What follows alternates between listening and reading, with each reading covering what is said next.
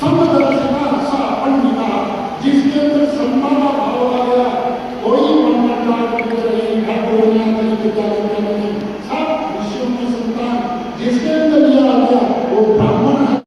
जैसे आजकल देख रहे होंगे, जाति का जहर फैलाने वाले इतनी ज्यादा सक्रिय हैं, किस तरह जाति का जहर फैले। तो इस जाति के जहर को रोकने के लिए और एक दूसरे को जाति का जहर फैलाने वाले, एक इस परम ग्रंथ जो ये मनुस्मृति है, इसका अपमान करने वाले बहुत ज्यादा आजकल चर्चा में। इसी ग्रंथ का क्यों विरोध हो रहा है कि अगर ये आम आदमी के हाथ में पहुंच गई, आम आदमी इसको पढ़ने लग गया, तो जाति व्यवस्था खत्म हो जाएगी, सारी जाति व्यवस्था खत्म हो जाएगी अगर मनुस्मृति लोग पढ़ने लग गए। क्योंकि इस परम पवित्र ग्रंथ के पहले अध्याय में दो बार एक बात कही गई है कि जन्मना जायते शूद्रः, जन्म से सब शूद्र हैं। एक बार नहीं, दो बार कहा। दो बार को जिस बात को कहा जाता है वो महत्वपूर्ण बात होती है। तो इसी बात को समझाने के लिए आज आसपास जो पश्चिमी उत्तर प्रदेश से कुछ लोग यहाँ जो पदाधिकारी हैं वो इकट्ठा हुए थे कि हमको इसके विषय में चर्चा की जाए। क्योंकि जाति का जो जहर है, ये जाति का जहर केवल नुकसान करेगा गरीब वर्ग को और मध्यम वर्ग को, चाहे वो SC ST हो, OBC हो, जनरल हो। जो अमीर हैं उनको जाति का जहर कभी नुकसान नहीं पहुंचाएगा। जो जाति का जहर फैलाने वाले हैं वो नशे का विरोध नहीं करते, नशे के विरोध में कोई बड़ा कार्यक्रम नहीं करते, वो केवल जाति का जहर फैलाते हैं। इसलिए हमने आज यहाँ एक उद्घोष दिया कि फसल से पहले नस्ल बचाओ, नशे के जहर से, जाति के कहर से बचो और बचाओ।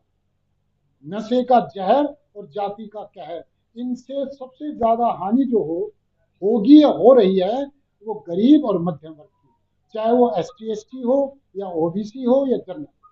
गुरु जी, आप तो कह रहे कि पाकिस्तान बनने की नौबत आ रही है, वो किस संदर्भ में था? अगर जाति का जहर इस तरह ही फैलता गया तो ये पाकिस्तान बन जाएगा।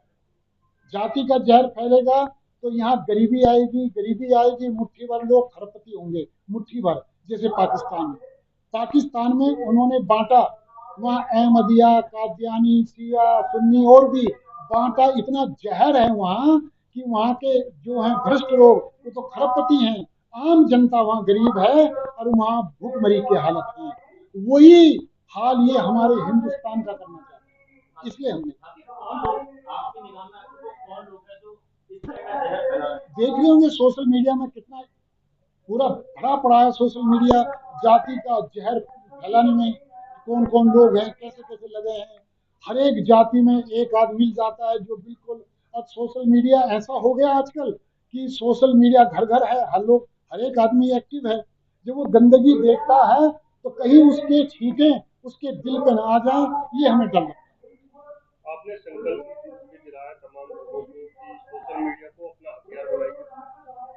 हमने कहा जैसे गंदगी फैलाने वाले, ये जाति का जहर फैलाने वाले सोशल मीडिया में इतने एक्टिव हैं, तुम एकजुटता का अमृत फैलाओ। तुम चुप क्यों हो? तुम भी तो सामने आओ, तुम भी तो सोशल मीडिया का प्रयोग करो। वे तोड़ने की कोशिश कर रहे हैं, हम जोड़ने की कोशिश कर रहे हैं। इसलिए हमने की बात कही। हम यही संदेश देना चाहेंगे कि नशे का जहर और जाति का कहर, इससे जितना बचाया जाए उतना लाभकारी है हमारे लिए, हमारे बच्चों के लिए, हमारे आने वाली पीढ़ी के लिए, हमारे देश के लिए। यहाँ से पहले महाराजा सूरजमल जी की प्रतिमा पर आपने माल्यार्पण किया, उनके चरणों पर हमने माल्यार्पण किया। महाराजा सूरजमल वो महापुरुष हैं जिन्होंने धर्म की स्थापना के लिए संघर्ष किया है। वे महाराजा हैं जो कभी नहीं हारे, विदेशियों से कभी नहीं हारे। उनकी भी जो हत्या धोखे से की गई थी, लेकिन उनका पूरा जीवन धर्म की स्थापना में लगा रहा। इसलिए आज जब हम आ रहे थे वहां से, तो महाराजा सूरजमल के उनके चरणों में हमने पुष्पांजलि अर्पित की। जनेऊ धारण कराया, कारण क्या था? कुछ लोग हमसे कह रहे थे कि जी उस समय जब विदेशी यहाँ थे तो उन्होंने जनेऊ उतारे गए। हमने कहा जनेऊ उतारे गए तो तुम पहन लो, क्योंकि जनेऊ में 3 धागे होते हैं। जनेऊ शब्द में 3 अक्षर हैं, जा, ने और ओग, इनसे बनता है जनेऊ। हमारे महापुरुषों ने क्या कहा कि जा से है जन पूजा, जनता के लिए काम करो तो तुम्हारा देव ऋण से तुम मुक्त हो जाओगे। ने से नैतिक पूजा, नैतिक पूजा में क्या है कि हम क्रांतिकारियों का सम्मान करें, नशे से दूर रहें, माता पिता की अन्न जल वस्त्र व्यवहार औषधि से सेवा करें, ये नैतिकता है। इससे क्या, पितृ ऋण से मुक्त हो जाओगे। आखिरी में है ओम, गुरु ऋण से मुक्त तब होगे जब तुम अध्यात्म को स्वीकार करोगे। और जो जनेऊ पहनता है वो ब्राह्मण पद की प्राप्ति की तरफ बढ़ जाता है, वो ब्राह्मण हो जाता है, उसे ब्राह्मण कहा जाता है।